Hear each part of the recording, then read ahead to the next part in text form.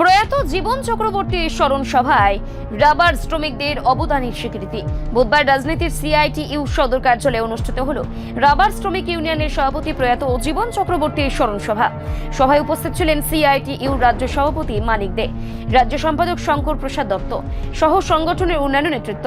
সভায় বক্তারা জীবন চক্রবর্তীর শ্রমিক আন্দোলনে অবদান এবং রাবার শ্রমিকদের মনোনয়নে তার নিরলস প্রচেষ্টার কথা তুলে ধরেন। তারা বলেন, জীবন চক্রবর্তী শুধু একজন সংগঠক ছিলেন না, বরং শ্রমিকদের অধিকার আদায়ে তিনি ছিলেন এক অক্লান্ত সংগ্রামী। তার নেতৃত্বে রাবার শ্রমিকদের জীবনযাত্রার মান উন্নত হয়েছে এবং তাদের দাবি দেওয়ার রাজ্য জুড়ে গুরুত্ব পেয়েছে। মানিক দে তার বক্তব্যে উল্লেখ করেন, জীবন চক্রবর্তী শ্রমিকদের পাশে থেকে তাদের সমস্যাকে নিজের সমস্যা হিসেবেই দেখতেন। তিনি শ্রমিকদের সংগঠিত করে তাদের কণ্ঠস্বরকে শক্তিশালী করেছিলেন।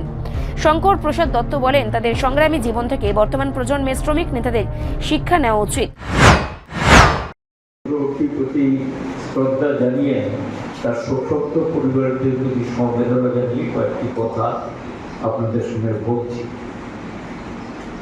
তারা রাজনৈতিক জীবন, সাংগঠনিক জীবনটা বেশ লম্বা,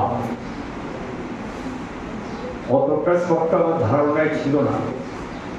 আমি চিনতাম, জানতাম, অনেক আগে থেকে পরিচিত।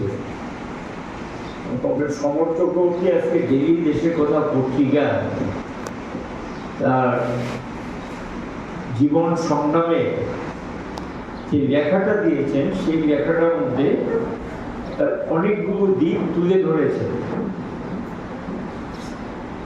এর মধ্যে উল্লেখযোগ্য দিক যেটা, যখন সংগঠন গড়ে তোলা, বিরোধী শিবিরকে ভাঙো এবং শ্রেণী নৃত্য বাড়াও, গরিব মানুষের মধ্যে ব্যাপক ঐক্য গড়ে তোলো এবং শ্রেণী শত্রুদের বিরুদ্ধে এই ঐক্যই জয়ের পথটা টেনে নিয়ে আসবে। এই ধারণা নিয়ে তৎকালীন সময়ে যারা সংগঠক একটা একটা করে মানুষের কাছে যেতেন, কথা বলতেন, আলোচনা করতেন, সম্পর্ক স্থাপন করতেন, বন্ধুত্বপূর্ণ সম্পর্ক স্থাপন করে আস্থা বিশ্বাস অর্জন করতেন। যে কোনো মানুষকে প্রথম একটা বন্ধুত্ব স্থাপন করতে হয়। সম্পর্কটাকে নিবিড় করতে গেলে, বিশ্বাসযোগ্য করে তুলতে হলে প্রথম একটা বন্ধুত্বপূর্ণ সম্পর্ক তৈরি হয়। তারপরেই সেটা যারা রাজনীতির সঙ্গে যুক্ত, যারা সংগঠক, ধীরে ধীরে তাকে রাজনৈতিক চেতনায় উদ্বুদ্ধ করেন এবং সচেতন করে তোলেন। এটার মধ্য দিয়ে একজন কর্মী তৈরি হয়, এটার মধ্য দিয়ে, কাজের মধ্য দিয়ে, লড়াইয়ের মধ্য দিয়ে, সংগ্রামের মধ্য দিয়ে নেতৃত্ব তৈরি হয়। এটা নেতৃত্ব উপর থেকে ছেড়ে দেওয়া হয় না। দেখবেন যে বিজেপি, কংগ্রেসের মতো যে সমস্ত বুর্জোয়া দলগুলো আছে, এরা দেখবেন উপর থেকে কি গণসংগঠন, কি শ্রেণী সংগঠন, কি তাদের রাজনৈতিক দলের ক্ষেত্রে নমিনেটেড দিল্লি থেকে ঠিক করে দেয়। নারী সংগঠন, শ্রমিক সংগঠন, যুব সংগঠন, যে কোনো সংগঠনের নেতাকে হবে এক কলমে লিখে সই করে পাঠিয়ে দেয়। মানলো কি না মানলো তাদের কিচ্ছু যায় আসে না। তার অতীত কি, তার বর্তমান কি, তার মানুষের সঙ্গে সম্পর্ক কি, এগুলি তাদের জানার দরকার নেই।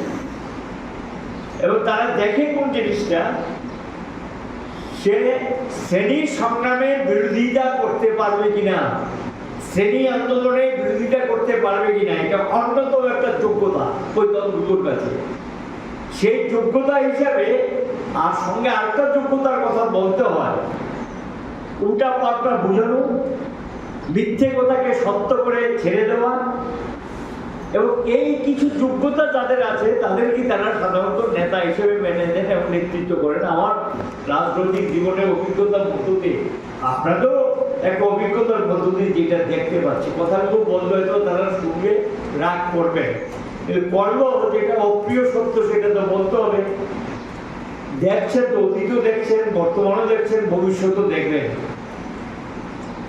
এখন জীবন চক্রবর্তী তারা একটা সংগঠন হিসেবে নিজেদেরকে তুলে ধরেছে। সে বোধহয় প্রথম নির্বাচন যেটা হয়েছিল পঞ্চায়েতে 1917-এ 1979 সালে দীপেন চক্রবর্তী যখন মুখ্যমন্ত্রী হয় 1978 সালে তিনি শপথ নেন। সম্ভবত জানুয়ারি মাসের 5 তারিখ ছিল এটা। রিপোর্ট সংবাদ প্রতীক্ষা।